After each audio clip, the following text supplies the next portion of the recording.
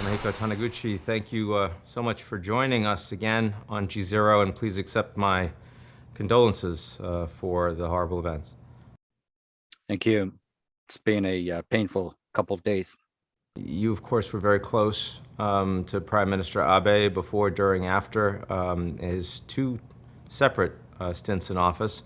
I cannot imagine what was going through your mind personally when you heard the news. Tell me where you were on the day and how you learned, and walk me through it a little bit.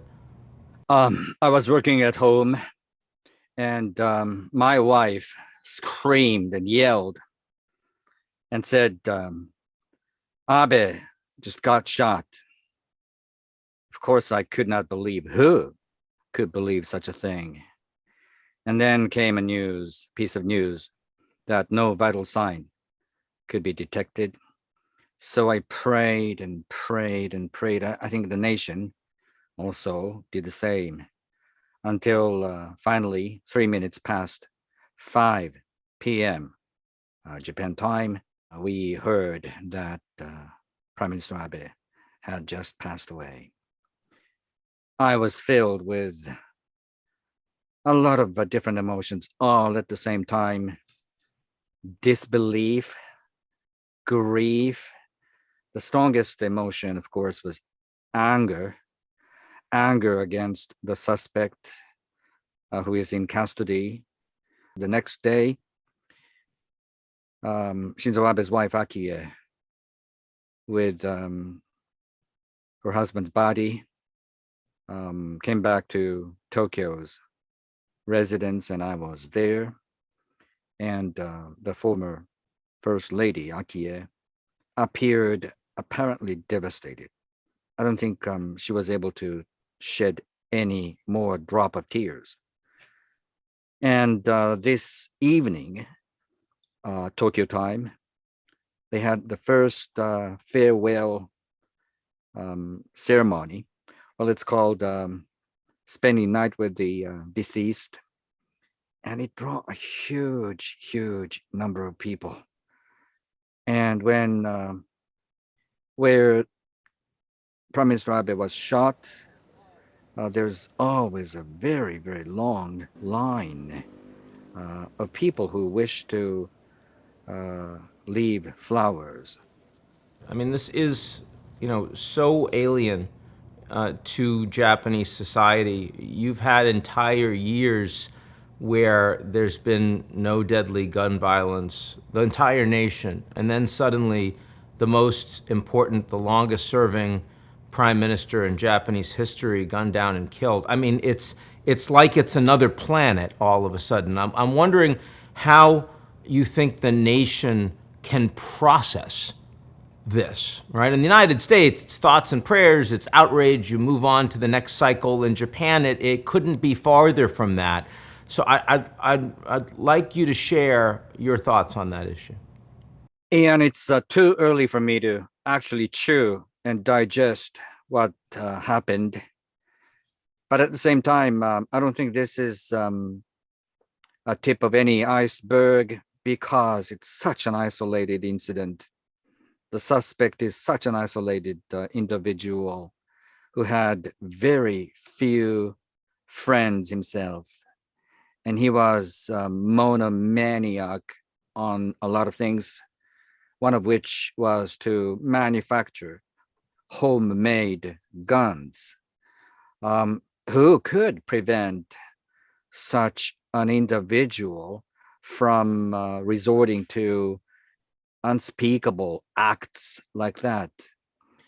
Certainly, the police may deserve accusations, because not many members of the police, it looks, were looking behind the prime minister. So one of them or two of them should have taken a close look at what was going on behind the scene, behind the Prime Minister Abe speaking. But yes, as you say, it's almost like a parallel world. And if in another parallel world, Shinzo Abe was alive, I would very much like to fly over there. that's the sort of feeling. Well, let's talk a little bit about his legacy, because from the United States, we talk about the Quad. We see all of this new architecture, both engaging with the United States as well as bringing democracies in Asia together.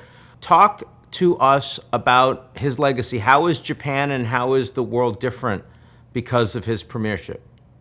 Many in the United States and other parts of the world associate Japan with entrepreneurship exhibited by such individuals as founders of Sony and Honda. But those were the days that happened 40, 50 years ago. Over the last 20 plus years, until Shinzo Abe came back, there had been almost near zero growth. People in the age bracket of 30 to 55, if you like, went through absolutely no growth. And in the meantime, there's been a very much reduced sense of, let's say, self-efficacy and self-esteem. The sense that if you work hard, you could do that. The fantasy of a little engine that could no longer held in Japan. Shinzo Abe wanted to change that because unless and until you could have younger generations to be more forthcoming, it's useless, isn't it, for the nation to talk anything about building arsenal, beefing up defense arrangements. So the first and the second and third most important thing for Shinzo Abe was always to bolster the morale, the collective morale of the young people.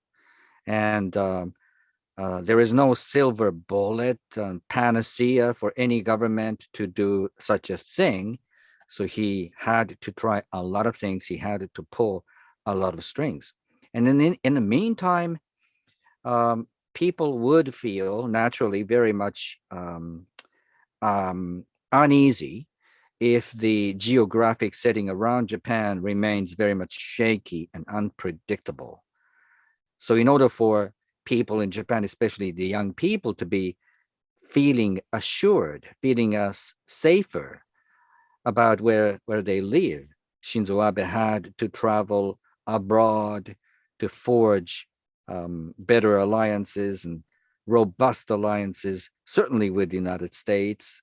And in addition to that, with countries such as Australia and India, which is why Shinzo Abe sometimes is called a real architect of the Quad, bringing in India and Australia to the US-Japan alliance relationship.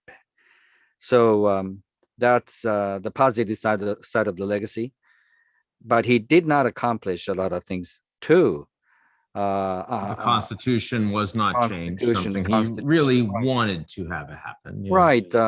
What I was trying to say, Ian, was the rapprochement between Russia and Japan. Well, it's impossible now for any country to talk anything about that. But Shinzo Abe wished to finally have the peace treaty with Russia, aiming that by so doing, Japan could lessen the military tension that might that is actually coming from the north, that is to say from Russia, because Japan, unlike any other advanced nations, is encircled by three undemocratic, militarist, authoritarian nuclear regimes of Russia, North Korea, China. So Shinzo Abe wanted to decrease the tension, at least from Russia, to little avail. Now, for the first time ever in Japanese modern history, the country is faced with three different military threats from Russia, North Korea, China. But luckily, because of the legislative attempts that Shinzo Abe used so much capital to carry out, now it is possible for Japan's armed forces to work more closely with U.S. forces. So the joint collaborative deterrence capacity between the United States and Japan has become much, much more substantial.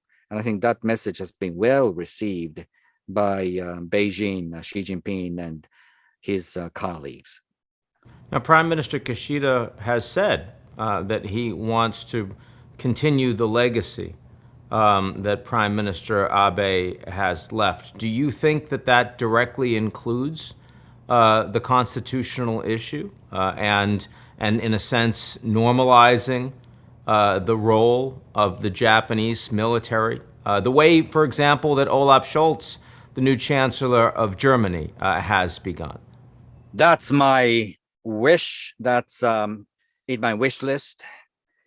Kishida is now with a golden opportunity because over the next 3 years, Japan is going to have no major general national election. It's rare. And I would very much like to see Mr. Kishida growing up as a statesman to tackle some of those deep-rooted, difficult issues. Changing constitution is difficult, but it's not the only difficult issue. As I said, Japan's economy must be put on a growth trajectory more firmly. And in order for that to be made possible, I think what's important is to rewrite Japan's social contract, by which it means that pulling some resources out of those given to the elderly and putting them more to the younger generations. That's easy to be said, but difficult to be done. Who else could do anything like that without if Mr. Kishida couldn't do that? So I'm hoping Mr. Kishida could do that sort of things. Constitutional reform is very much important. However, as former Prime Minister Abe worked hard to strengthen Japanese armed forces so that they could work under peacetime more firmly with the United States forces, the necessity, the ultimate necessity of changing the Article 9, the famous Article 9, is not so much urgent as it was 5-6 years ago.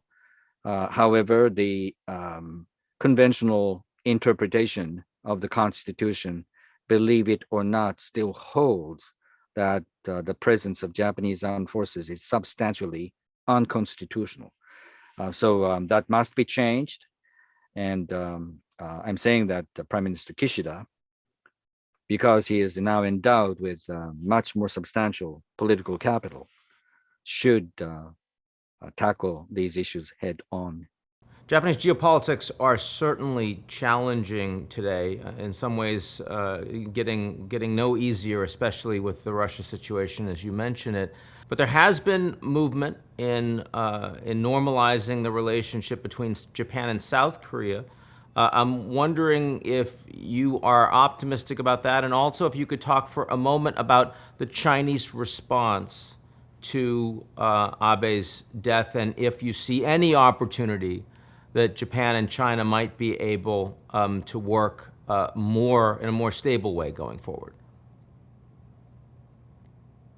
On the future of China-Japan relationship, it's always important for Japan to maintain a very good balance, a balanced relationship with China, but China has its own agenda.